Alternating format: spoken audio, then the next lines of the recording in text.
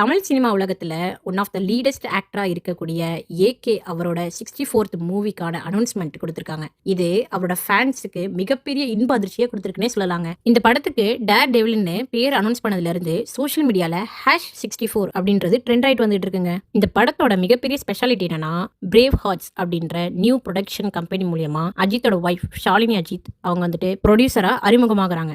After மேரேஜ்க்கு அப்புறம் கிட்டத்தட்ட 25 இயர்ஸ் கழிச்சு Shalini Ajith Kumar new production company மூலியமா மறுபடியும் சினிமா உலகத்துக்கு திரும்புறாங்க. இது ஃபேன்ஸ் மத்தியில ஹாப்பினஸ் கிரியேட் பண்ணிருக்கு. குட் பேட் அக்லி அந்த மூவியை டைரக்ட் பண்ண டைரக்டர் ஆதிக் ரவிச்சந்திரன் மறுபடியும் இந்த படத்தை டைரக்ட் பண்றாரு. இந்த படம் ஃபேன்ஸ் மத்தியில மிகப்பெரிய வரவேற்பு பெற்றதன் தொடர்ச்சியா மறுபடியும் இந்த கூட்டணி இணைஞ்சிருக்கிறதுனால எக்ஸ்பெக்டேஷன்ஸ் ரொம்பவே அதிகமாயிருக்கு. இதுல மியூசிக் டைரக்டரா அனிருத்தும் இணைஞ்சிருக்கிறதுனால ஃபேன்ஸ் மத்தியில எக்ஸ்ட்ரா எக்ஸைட்மெண்ட்டை கிரியேட் பண்ணிருக்கு. அது மட்டும் இல்லாம அதிரடியான பேக்ரவுண்ட் ஸ்கோரும் மாஸான சாங்ஸும் இந்த படத்துல இருக்கும் அப்படின்னு ஃபேன்ஸ் ரொம்பவே நம்பிக்கையோட காத்திருக்காங்க. குட் பேட் அக்லி மூவிக்கு அப்புறம் ஏகே அவரோட ஃபுல் கான்சென்ட்ரேஷனை இன்டர்நேஷனல் கார் ரேஸ் பக்கமா திருப்பினாரு. துபாயில நடந்த 24 hours கார் ரேஸ்ல இந்தியாவோட பிளாக் ஹாய்ஸ் பண்ணி ஜெயிச்சு ஸ்டேஜ் ஏறின அந்த மூமெண்ட் இந்தியன்ஸை ரொம்பவே ப்ரௌடா ஃபீல் பண்ண வச்சது. அதே டைம்ல பிரான்ஸ் மெடலும் ஸ்பிரிட் ஆஃப் த ரேஸ் அவார்டும் வாங்கினாரு. அதுக்கப்புறம் இட்டாலியில நடந்த இன்டர்நேஷனல் கார் ரேஸ்லயும் 3rd பிரைஸை வின் பண்ணி அவரோட டேலண்ட்டை உலகத்துக்கே காட்டினாரு. ஏகே அவங்க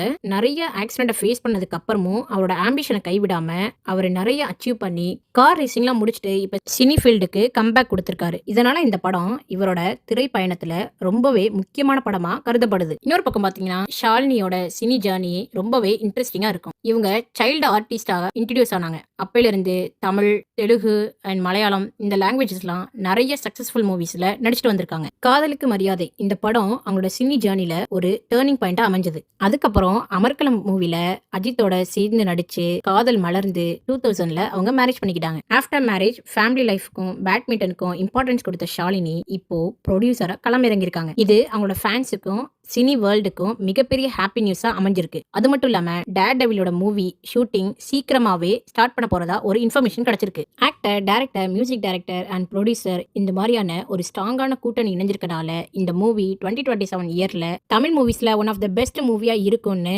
ஃபேன்ஸ் ரொம்பவே எக்ஸ்பெக்ட் பண்றாங்க. அஜித்தோட இந்த புது பயணத்தை பத்தி உங்களோட கருத்து என்ன? அதே மாதிரி இந்த படத்துக்காக நீங்க எவ்வளவு ஆவலா வெயிட் பண்றீங்க? அதெல்லாம் மறக்காம கமெண்ட் பாக்ஸ்ல கமெண்ட் பண்ணிட்டு போயிருங்க. இது மாதிரியான அப்டேட்ஸ்களை தெரிஞ்சுக்க இந்த வீடியோவை லைக் பண்ணுங்க, ஷேர் பண்ணுங்க.